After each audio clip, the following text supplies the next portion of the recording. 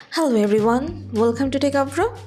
Today in this video I'm gonna show you a simple trick to save Instagram Reels directly to your phone gallery.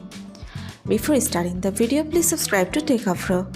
So let's get started. For this, you have to open your Instagram. Now choose any Reels. Press on Share button. Click on Add to Story.